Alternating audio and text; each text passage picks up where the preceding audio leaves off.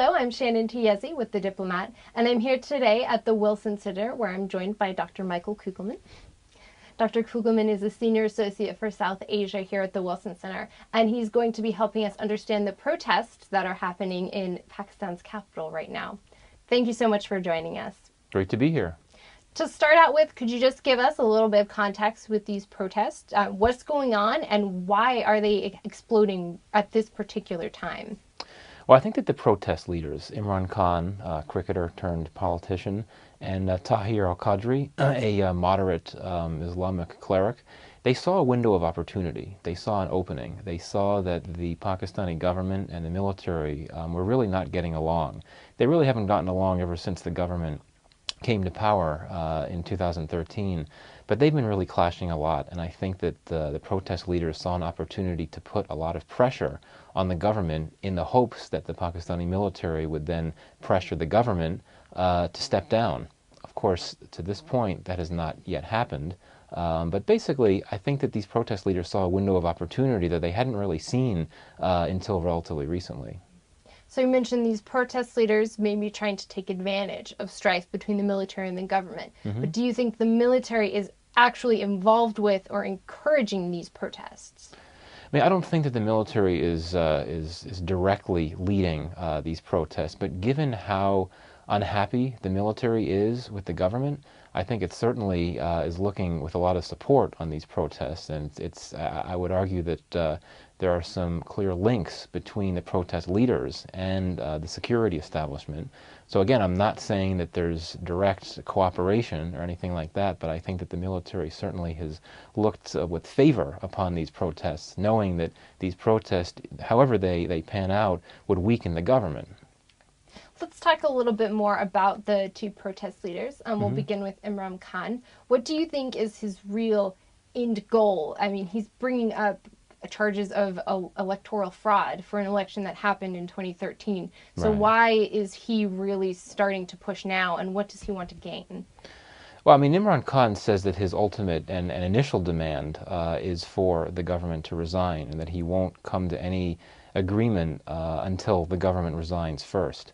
It's true that he also is very unhappy with this alleged election rigging. It's actually not true to say that he's taking this up a year later, so long after the elections happened, because in fact, the PTI party, Imran Khan's party, has tried to take this issue to the courts, to the Pakistani courts, has not been successful. So it's only when, according to the PTI, these legal efforts failed that he decided to take to the streets. And I would argue that one reason the courts haven't been interested in going this route is that it's very hard to prove that any rigging occurred. Certainly rigging did occur, but it's very unlikely it would have occurred on such a widespread level that it could have affected the outcome of the election. So what about the other major leader of these protests, Tahir al-Qadri? What's his background, and particularly do you think that he has these sorts of ties to the military that we were talking about earlier? I mean, Qadri, unlike Imran Khan, who's a known entity, Qadri is a real man of mystery. No one really knows where he's getting his money from. No one really knows where he's getting his influence from. He's Canada-based. He's not based in Pakistan. Unlike what many seem to think, he's not a completely unknown random figure. I mean, he was a member of parliament in Pakistan for a number of years. He had a relatively close relationship with Pervez Musharraf, the military leader, years back. And Qadri runs a series of mosques and other religious institutions across Pakistan. So there are links. But at the same time, he's been out of the country. And I think, getting to your question about military links, in a country like Pakistan, when you have been out of the country for a long time, but when then you show up randomly, like he has now, and when he has a few other times in the past few years, when he shows up randomly and when he suddenly mobilizes tens of thousands of people, you have to assume that he can't do that unless he has some sort of influence or sponsorship or support from more powerful forces, so to speak. So he denies vehemently that he has any connections to the military, but frankly, the more he denies it, the more you have to assume it's true. Mm-hmm. So if we are seeing some level of military involvement or even just tacit acceptance of these protests, what do you think the military is hoping to gain from this sort of protest movement? Well, I think that the military, as I was saying before, really wants to cut this government down to size. And it realizes that by having a major anti-government protest, and it doesn't need to involve millions of people, tens of thousands of people is fine. By having these people out there in force protesting fervently against the government, it makes the government look bad, and it allows the military to come up with the pretext to weaken the government. And I think what has happened is that the military has essentially told the Nawaz Sharif-led government that the military won't take over. It's not going to stage a coup. But given this unrest that's happened and these anti-government protests, if the government does not want the military to take over, it needs to ensure that the military gets even more power and influence than it already has. And I think that what we're going to see increasingly is the military taking full control of defense policy, security policy, foreign policy. Mm-hmm. Now, on the other side of things, we've seen a lot of Pakistan's main political parties sort of unifying together against the protest. Mm-hmm. Do you think that we're seeing these parties come together as kind of a survival instinct, mm-hmm. knowing that they need to do so to preserve Pakistan's democracy in the face of potential for more military control? Sure. Well, I mean, it depends if you want to take the glass half empty or glass half full approach. I mean, the optimistic approach is that the answer to your question would be yes, that you have all of these political parties uniting in consensus that, extrajudicial attempts to take over the government or to get the government to resign don't work in a democracy. And then it would be a big blow for Pakistan's democratization, which has been happening slowly but steadily. I would argue, though, that on the more cynical side, one could argue that the real reason that all of these parties are rallying against Imran Khan and against the idea of the government resigning is that everyone is terrified at the idea of someone like Imran Khan actually running the country.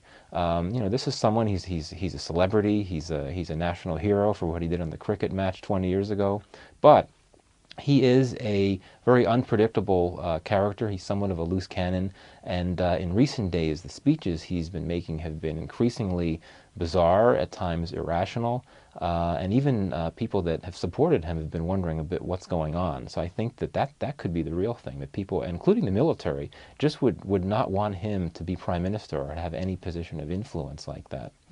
So what do you think it's going to take to bring these protests to an end, to get Khan and Qadri to halt their protests and let Sharif continue to stay in office? Well, I think all it'll take is a negotiated agreement in which concessions are made to the protesters and to the protest leaders. I think that the reason this is dragged out as long as it has is that the protest leaders, particularly Khan, know that their main objective, their chief objective, getting the government to resign, has not happened. And given that, I think that they really want to stick things out as long as they can until they can squeeze out some sort of concession. And I think that'll happen. Probably what'll happen is that there'll be some sort of high-level resignation within the government, not the prime minister, but some leader somewhere. Perhaps the government will agree, even though ironically it has already made this offer earlier, to have the Supreme Court launch a full investigation of the election, the alleged election rigging. I think as long as there's a concession that the protest leaders are willing to support, then this will quietly wind down. And you've argued before that you believe these protests could have a negative impact actually on Afghanistan. Mm-hmm. Could you explain that for us in a little bit more detail? Sure. Well, I mean, the chief consequence of this protest movement is that the government has been weakened and the military has been strengthened. And the government, to this point, the new government, the Nawaz Sharif government, has made a lot of efforts to improve relations with Afghanistan. Nawaz Sharif made a trip to Afghanistan at the end of last year in which he spoke very fervently about needing to get things to work before the two countries. Not just a few weeks ago, there had been a bilateral exchange to talk about cross-border militancy and so forth. So there had been efforts. But with the military now in control of foreign policy, including Afghanistan policy, I think we're going to see the military is really not interested in a rapprochement with Afghanistan. So I worry about two things. One is that Afghan-Pakistan relations will get worse because the military simply isn't interested in rapprochement. And the second thing I'm concerned about, more serious, is that the military will intensify this so-called strategic depth policy, where it tries to embrace militant groups that attack the Afghan state and that are against the presence of India inside Afghanistan. So in other words, we could see the Pakistani military more fully embracing the Haqqani network, the Afghan Taliban, groups like that, and that could ultimately make these groups stronger and make Afghanistan all that more unstable, which of course is bad news for Afghanistan, is bad news for the U.S. and its allies, and really it's bad news for Pakistan as well. In a similar way, do you think we're going to see an end to the very early stages of a thaw between Pakistan and India that you had between the Modi government and the Sharif government? Yes, I do, and this is even more unfortunate, just because there had been even more progress made toward improving relations with India than with Afghanistan. Over the last few years, there have been a series of high-level diplomacy, all involving the civilians. There's been movement toward a formal trade relationship, an MFN-type relationship between the two countries.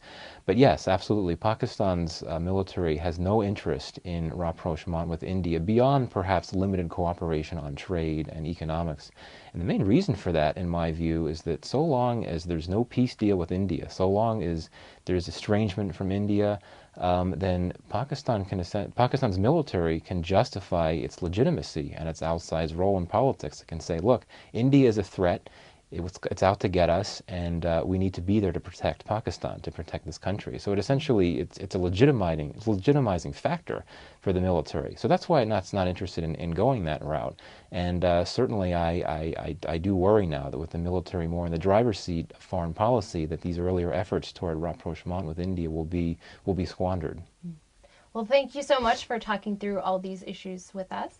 My pleasure. And thank you for tuning in. Once again, I'm Shannon Tiesi from The Diplomat.